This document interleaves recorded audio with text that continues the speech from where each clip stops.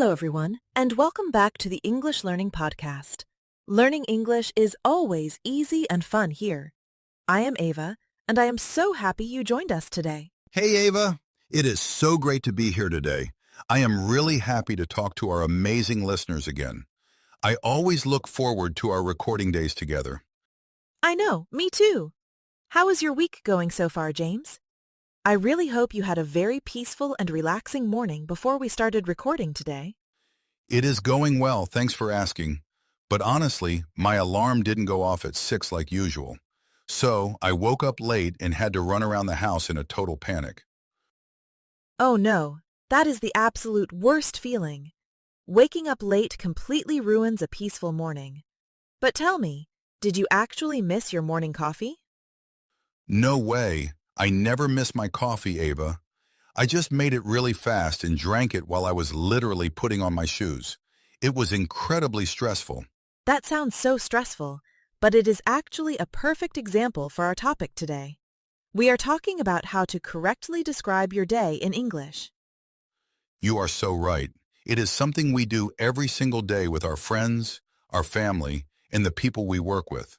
It is a very important skill. But how do we start? Usually, it is best to start from the very beginning. You can use simple words like first or in the morning. Right, like when I said I woke up late. A good simple sentence is just, first I woke up at 7 instead of 6. Exactly. That is simple and clear.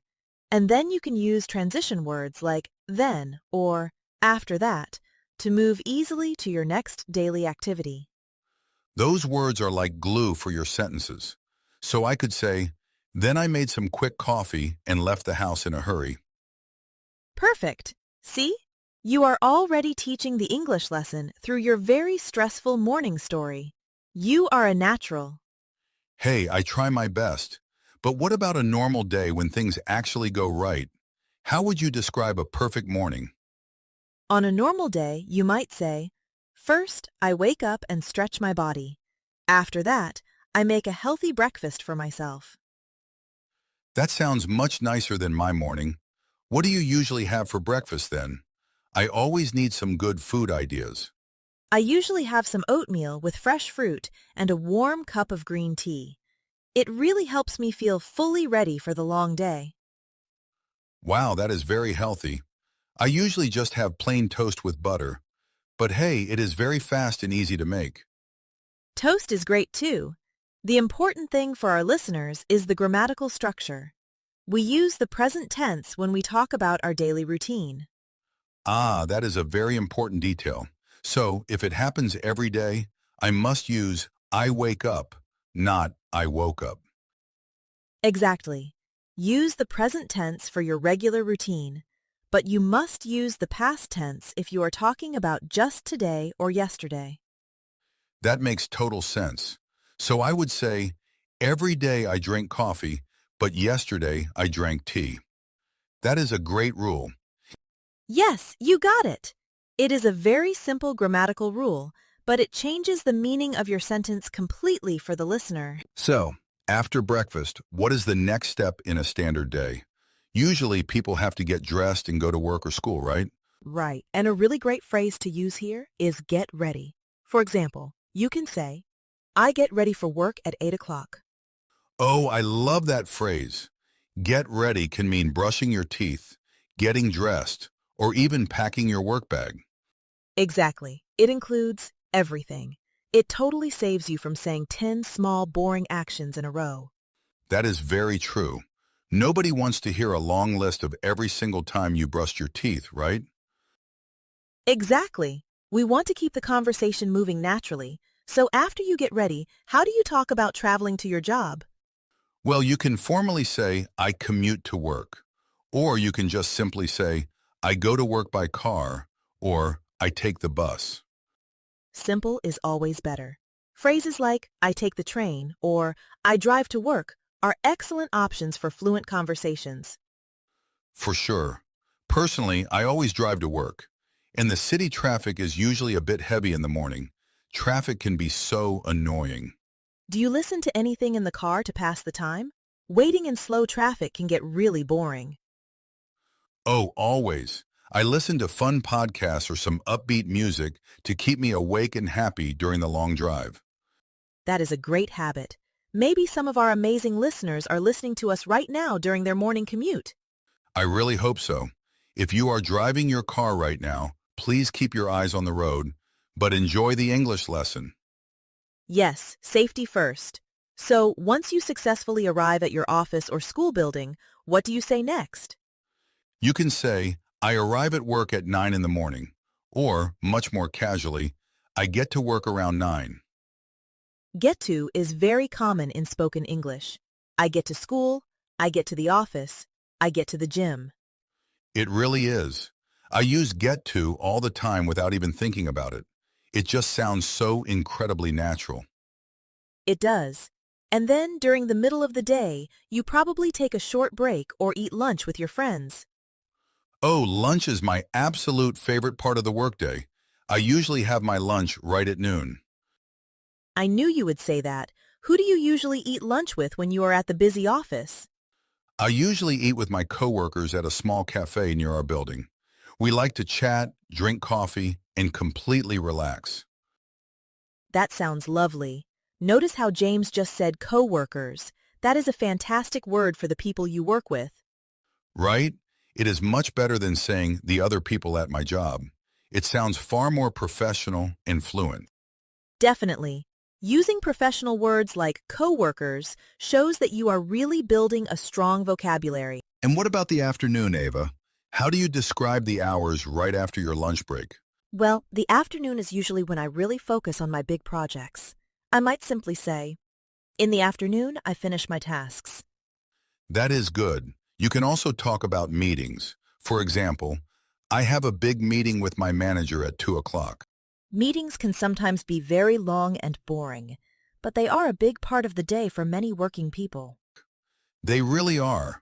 But then the best moment of the entire day finally arrives. Yes, the moment everyone waits for. How do we naturally say that we are leaving work, James? The end of the long workday. You can simply say, I finish work at 5, or you can use a really fun phrasal verb like wrap up. Wrap up, like wrapping a beautiful present in paper? Regular English words can be so funny sometimes.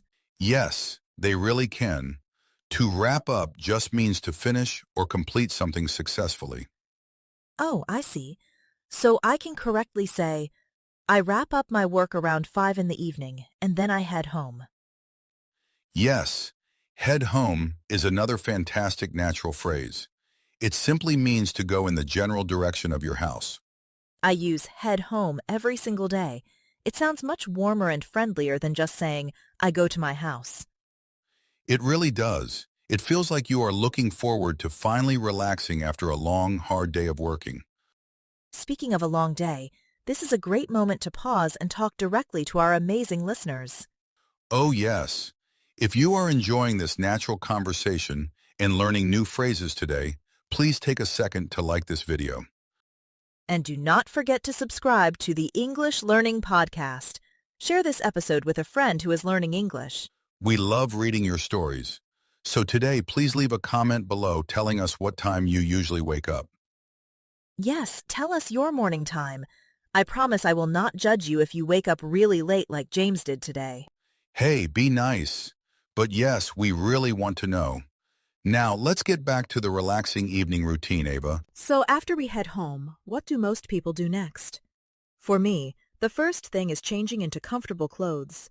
Oh, absolutely. I take off my work shoes and put on my favorite soft clothes immediately.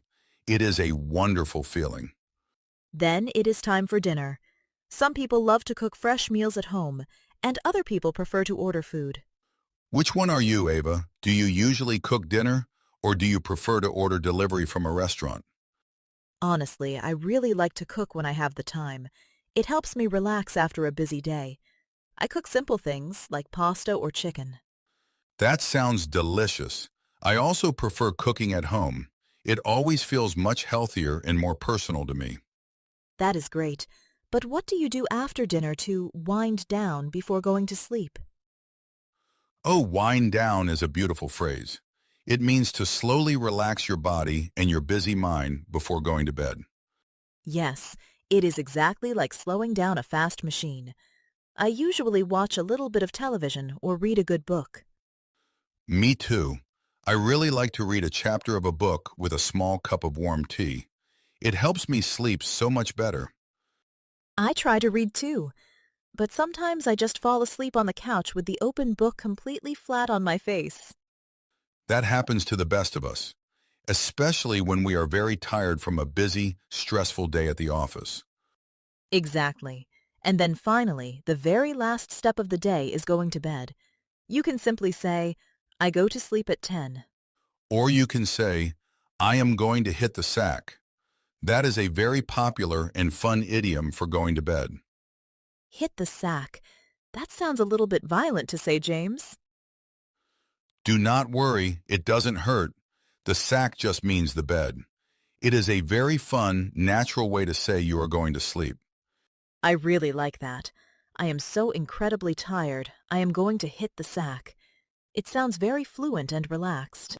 It really does. So now we have a complete, detailed picture of a standard day from early morning to late at night.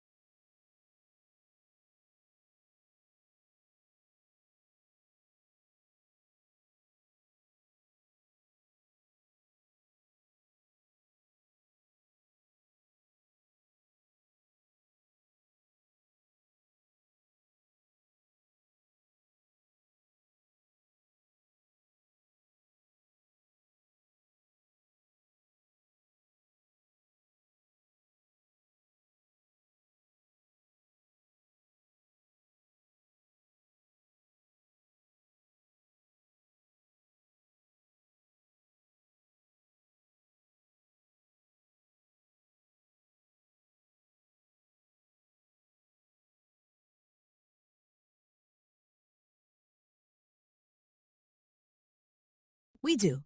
But what happens if someone simply asks you, how was your day? How do you answer that question in a general way? That is a great question. You do not always have to tell the whole story. You can give a short, general answer first. Right. Like if the day was good, you can simply say, it was great, or it was pretty good, or I had a productive day. Yes, productive is a wonderful word. It means you successfully completed many tasks and did a lot of great work. I love using that word. It always makes me feel really good about how I spent my valuable time. But what if the day was bad or difficult? If it was a really tough day, what should our listeners say? You can say, it was exhausting. It was a very long day, or it was pretty stressful. It was a long day is a very common phrase when people are just deeply tired from working way too much. Yes, and notice that we do not mean the day actually had more hours. It just felt long because we worked so hard. Right. Time moves so incredibly slowly when you are doing something difficult. It feels like the clock stops moving completely. So, James, if a friend asks you about your day, do you usually give a lot of details or just a quick summary? It really depends on the friend. Honestly, if it is a close friend like you, I happily share the small details. And what if it is a complete stranger asking you? If it is a stranger, I just smile and say, "It was good, thanks." That is very true. You do not want to tell the grocery store worker your whole morning story. No, definitely not. They just want to scan your food and move to the next person. A simple, "Good, thanks," is perfect. So, it is all about context. Practicing these daily stories with someone can really help you improve your fluency. Let's think about some extra phrases that can make a description of a day sound even more interesting. What about weekends? Oh, weekends are completely different. On weekends, people absolutely love to sleep in. Sleep in? Does that mean sleeping inside your house? No, it means sleeping later than you normally do on a workday. For example, waking up at 9 instead of 6. Oh, I love sleeping in on Saturdays. It is truly one of life's greatest, most relaxing pleasures. It truly is. Another great weekend phrase is stay up late. This means going to bed much later than you usually do.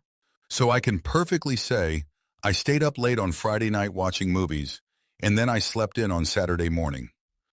Beautiful. You combined both phrases perfectly in one single sentence. That sounds incredibly natural. Thanks. I am practicing my own English lessons right here while we record the podcast. You are doing great, James. Another very good phrase for your free time is hang out. Hang out just means to spend time relaxing with your friends or family without any specific plan or schedule. Yes, like, on Sunday afternoon, I hung out with my amazing family at the local park. Perfect. Notice that the past tense of hang is hung. That is an irregular verb, so it is really good to remember. Ah, good catch. Hang out becomes hung out when we talk about yesterday or last weekend. Exactly. It is these small grammatical details that help students move up to the next level of real fluency. It really helps to hear these words used in a real conversation instead of just reading them in a boring grammar book. That is exactly why we make this podcast. We want to show how English lives in wonderful, everyday moments. Well, I think we covered a lot of great vocabulary today, from early morning alarms to hitting the sack at night. We certainly did. I truly hope our listeners feel much more comfortable sharing stories about their daily lives now. Me too. Remember to use those transition words like first, then, and after that to keep things perfectly organized. Well, everyone, that brings us to the end of our episode today. Thank you so much for hanging out with us. Yes, thank you all. Please remember to like this video, subscribe to the English Learning Podcast, and leave your comment. We love you guys, and we will see you in the very next episode. Bye-bye. Goodbye, everyone. Have an absolutely wonderful day.